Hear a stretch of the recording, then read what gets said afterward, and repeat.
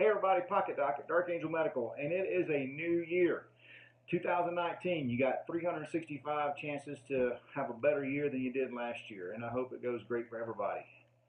That said, every new year we see a lot of people making these New Year's resolutions, and I'm gonna go to the gym and I'm going to lift heavy things and pick them up and put them down.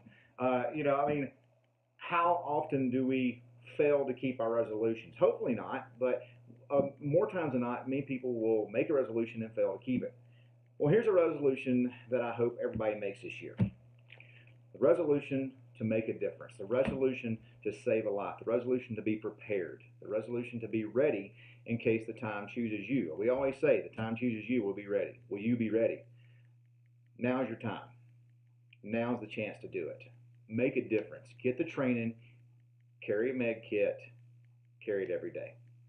Y'all stay safe.